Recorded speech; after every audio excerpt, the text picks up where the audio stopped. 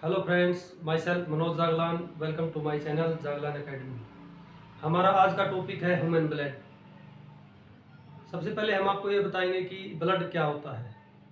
Blood एक connective tissue है जो कि पूरे के पूरे बॉडी पार्ट्स को कनेक्ट करता है। जैसे मान के चलो, हमारे हाथ के अंदर कट लग जाता है या पैर के अंदर कट लग जाता है या सिर के अंदर कट लग जाता है, कहीं भी हमारी बॉडी के अंदर कट लग जाओ तो ब्लड क्या होता है, बाहर आ जाता है। तो इसलिए जो ब्लड है वो पूरे के पूरे बॉडी पार्ट्स को आपस के अंदर कनेक्ट करके रखता है। अभी लेते हैं human blood connective tissue. Blood एक कनेक्टिव टिश्यू है, ये पूरे के पूरे बॉडी पार्ट्स को आपस में कनेक्ट करके रखता है, उनके अंदर कनेक्शन बनाए रखता है।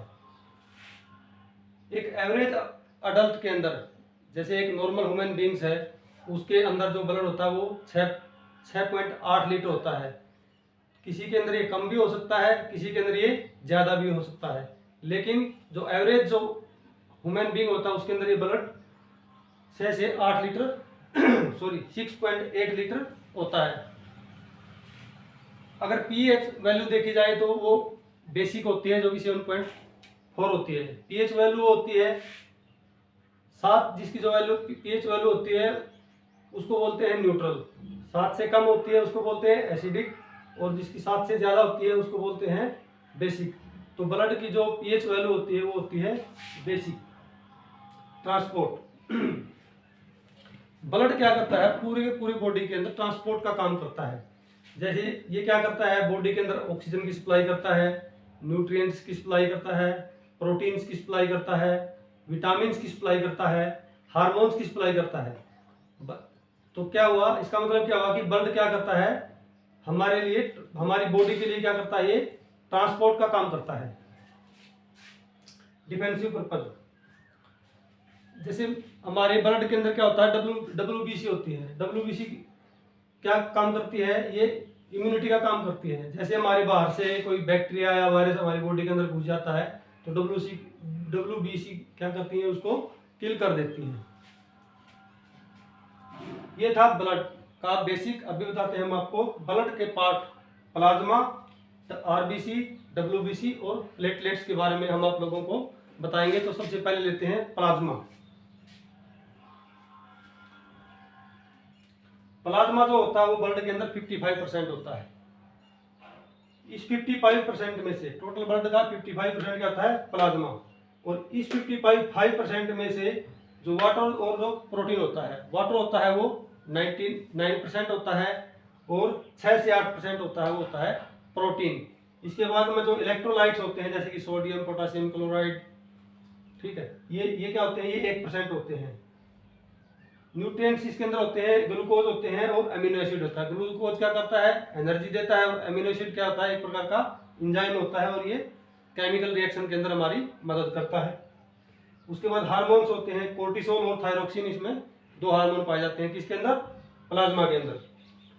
Blood gases, carbon dioxide, oxygen, जो कि रेस्पिरेशन को बैलेंसिंग का काम करती है, दोनों की दोनों प्लाज्मा के अंदर पाई जाती हैं। और जो वेस्ट होता है यूरिया, इस जो हमारी बॉडी से जो वेस्ट निकलता है यूरिया, वो प्लाज्मा के अंदर स्टोर होता है। उसके बाद प्लाज्मा के अंदर प्रोटीन है वो 5 प्रकार के होते हैं। सबसे पहला है रेगुलेटरी प्रोटीन। रेगुलेटरी प्रोटीन क्या होता है, ये जीन के रेगुलेशन का काम करता है, जीन को रेगुलेट करता है। एक पीढ़ी से दूसरी पीढ़ी में किस प्रकार के जीन के अंदर जो करेक्टर होते हैं दिखाई देते हैं या एक्सपोज होते हैं, उन करेक्टर को एक्सपोज करने का काम जीन के द्वारा क्या करता है, ये रेगुलेट करता है, regulatory protein. Number next protein है अल्फा 1 एंटीट्रिप्सिन। एंटीट्रिप्सिन क्या होता है, जैसे हमारा डाइजेस्टिव सिस्टम होता है, उसके अंदर जो एंटीट्रिप्सिन होता है वो ज़्यादा बढ़ जाता है या बाहर निकल जाता है, तो उसको कंट्रोल का काम करता है। जो ट्रिप्सिन है ना, ट्रिप्सिन जो एंजाइम है उसको कंट्रोल का काम करता है एंटीट्रिप्सिन। इसलिए ये ट्रिप्सिन का अपोजिट होगा, तो इसको बोलते हैं एंटी ट्रिप्सिन। नेक्स्ट है फाइब्रिनोजन। फाइब्रिनोजन जो प्रोटीन है वो क्या करता है, वो ब्लड क्लॉटिंग का काम करता है, या कोगुलेटिंग प्रोटीन भी इसको कहा जाता है। नेक्स्ट है इम्यूनोग्लोबिन। इम्यूनोग्लोबिन जो प्रोटीन होता है हमारी बॉडी के अंदर क्या करता है, वो इम्यून सिस्टम को बढ़ाता है, हमारे इम्यून सिस्टम को स्ट्रेंथ प्रदान करता है। अगर किसी के अंदर इम्यूनोग्लोबिन की अगर कमी हो जाती है तो उसका इम्यून सिस्टम क्या हो जाता है, वीक हो जाता है।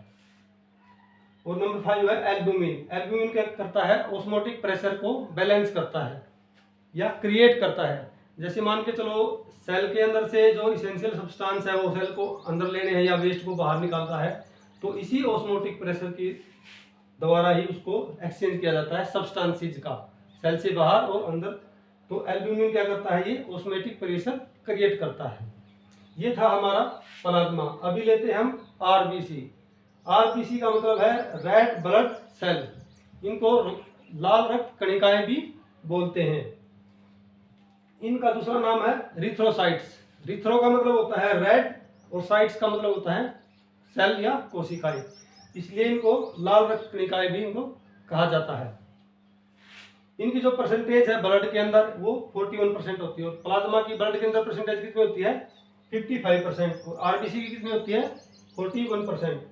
अगर इनके वॉल्यूम की अगर हम बात करें तो 4.5 से 5.5 मिलियन पर मिलीमीटर क्यूब होता है इसका वॉल्यूम होता है। जो आरबीसी का ब्लड के अंदर 4.5 से 5.5 मिलियन पर मिलीमीटर क्यूब होता है।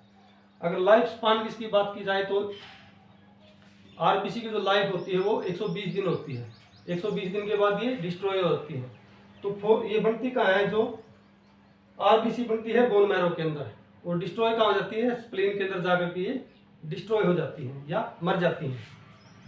फंक्शन देखा जाए तो जो आरबीसी का जो फंक्शन है वो क्या करता है, ऑक्सीजन को ट्रांसपोर्ट करता है पूरी की पूरी बॉडी से, लंग से जो फ्रेश एयर को उठाएगा और पूरी की पूरी बॉडी को सप्लाई कर देगा। हीमोग्लोबिन आरबीसी के अंदर पाया जाता है। जो हमारा हीमोग्लोबिन होता है, जो कि एवरेज ह्यूमन के अंदर 12 से 16 के बीच जो पाया जाता है, वो कहाँ पाया जाता है, वो आरबीसी के अंदर पाया जाता है। और यही जो हीमोग्लोबिन है वो क्या करता है, ऑक्सीजन ट्रांसपोर्ट का काम करता है, इसीलिए आरबीसी को ऑक्सीजन ट्रांसपोर्टर भी कहा जाता है। डायमीटर अगर देखा जाए तो आरबीसी की शेप अगर इस प्रकार से अगर देखी जाए, ये इसका डायमीटर होगा।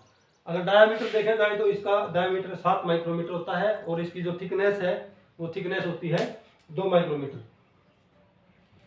रिथ्रोपोइसिस, जैसे हमारी बॉडी के अंदर बोन मैरो के अंदर जब आरबीसी बनती है तो उस आरबीसी बनने के प्रोसेस को रिथ्रोपोइसिस कहा जाता है।